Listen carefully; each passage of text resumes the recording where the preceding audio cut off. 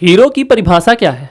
एक व्यक्ति जो साहस, उत्कृष्ट उपलब्धि या महान गुणों के लिए प्रशंसनीय हो, आदर्श हो, उसे हम हीरो कहते हैं। जनरली हमारे देश में कैमरे के सामने नाटक करने वाले अभिनेता, सिंगर, गुटखा बेचने वाले कलाकार को ही लोग अपना आदर्श मानते हैं, हीरो मान लेते हैं। एक कुत्ते के दौड़ाने से हमारा सांस फूल जाता है और हम अपने नकली हीरो को पर्दे पर 100 दुश्मनों को ये तोप बंदूक गोलियों के बीच 2-4 कार हवा में उड़ाते हुए, एक लात एक घूंसे में दुश्मनों को आकाश में उड़ाते हुए देखा होगा। ऐसी काल्पनिक दुनिया के हीरोइज्म से परे मैं आपको लेकर चलता हूं भारत के रियल लाइफ के 3 हीरो की कहानी पर, जो वर्तमान भारत की ताकत की बुनियादी पिलर हैं। इनमें से एक अब हमें छोड़कर इस दुनिया से जा चुके हैं। कौन है ये तीनों? एक, जिन्होंने कहा था यदि आपको नौकरी चाहिए तो कहीं और जाइए, सेना राष्ट्र के प्रति सेवा का कार्य है। ये थे हमारे देश के पहले chief of defence Shri Vipin Rawat ji. इनके आगे की कहानी के लिए ये वीडियो एंड तक जरूर देखें। दूसरे ही वो हैं जिन्होंने एक खुफिया अधिकारी के रूप में पाकिस्तान में दाढ़ी बनाकर मुसलमान के वेश में लगभग 7 साल तक, जी हां 7 साल तक देश के सीक्रेट मिशन को अंजाम दिया था। ये बात फिल्मों में बड़ी मनोरंजक और आसान लगती है ना, रियलिटी में कल्पना करिए ये कितना खतरनाक और जाबाजी से भरा काम था।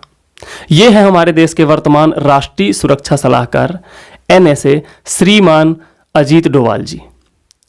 इनके आगे की कहानी के लिए वीडियो एंड तक जरूर देखिए।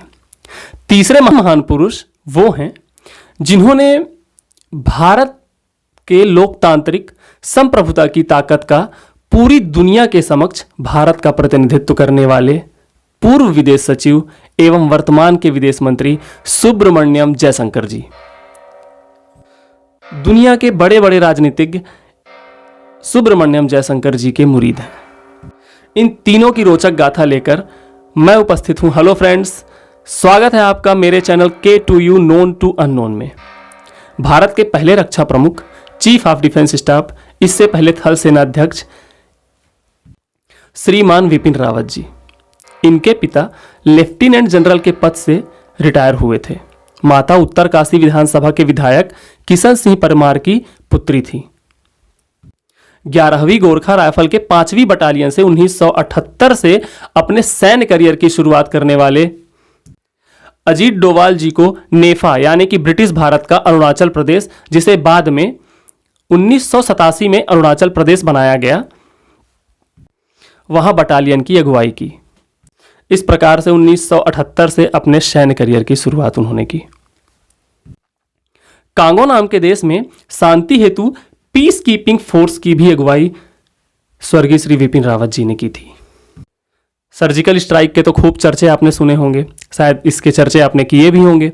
सर्जिकल स्ट्राइक में जनरल विपिन रावत जी की महती भूमिका थी। देश के सबसे अनुभवी, जुझारू, चतुर, युद्ध क्षेत्र के माहिर खिलाड़ी श्री विपिन रावत जी 8 दिसंबर 2021 को हेलीकॉप्टर दुर्घटना में 63 वर्ष की उम्र में हम सबको छोड़कर चले गए। इनके पदकों और सम्मान की भी सूची बहुत लंबी है। युद्ध सेवा पदक में घाव पदक, सैन्य सेवा पदक, 30 वर्ष लंबी सेवा पदक, सेना पदक में सामान्य सेवा पदक, उच्च तुंगता सेवा पदक, 20 वर्ष लंबी सेवा पदक, विशिष्ट सेवा पदक, विदेश सेवा पदक, 9 वर्ष लंबी सेवा पदक और विशिष्ट सेवा पदक में ऑपरेशन पराक्रम पदक, आज़ादी की 50वीं वर्षगांठ पदक, संयुक्त राष्ट्र संघ शांति स्थापना पदक से सम्मानित किया गया। ऐसे महानायक को अपनी श्रद्धांजलि कमेंट में जाकर जरूर व्यक्त करें। अब हम बात करते हैं एक ऐसे महानायक की जिसने पाकिस्तान को चैलेंज देते हुए कहा था, तुम मुंबई कांड दोहराओगे, हम तुम्हारे मुंह से बलूचिस्तान छीन लेंगे। जी हां, भारत के वर्तमान सुरक्षा सलाहकार NSA अजीत डोवाल जी।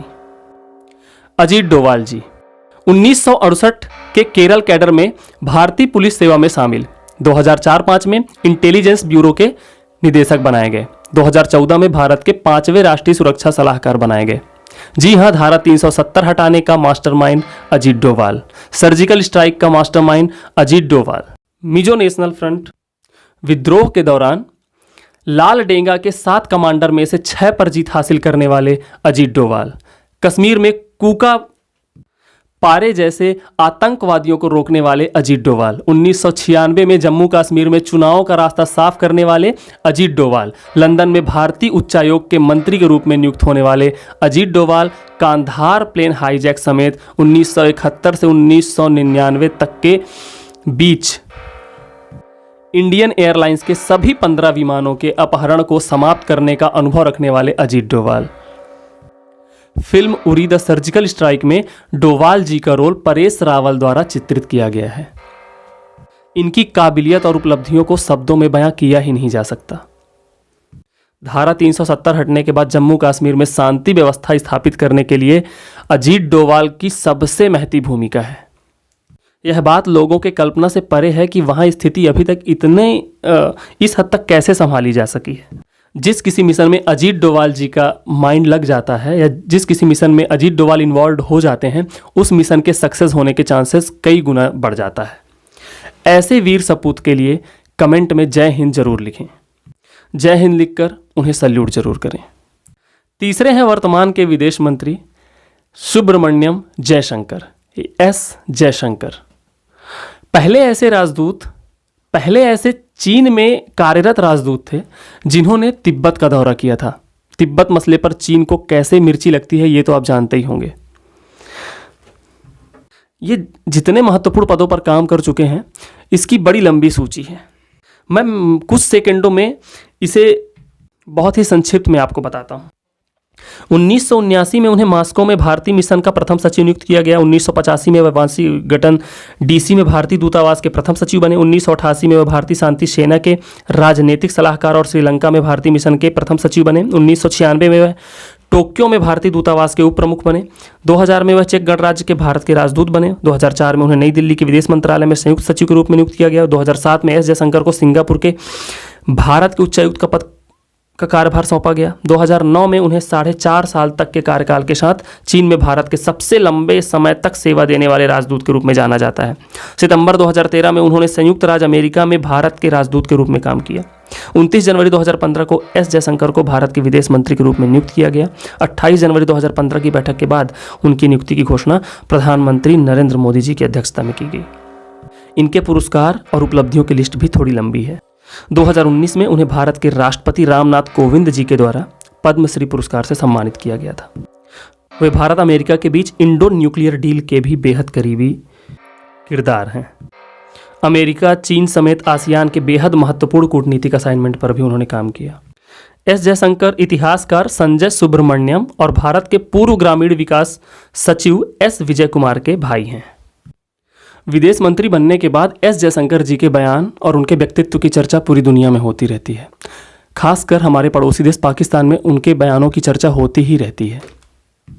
रूस और चीन जैसे देश भी इनके हाजिर जवाबी की और इनके कूटनीति के तारीफ के कसीदे पढ़ते ही रहते हैं।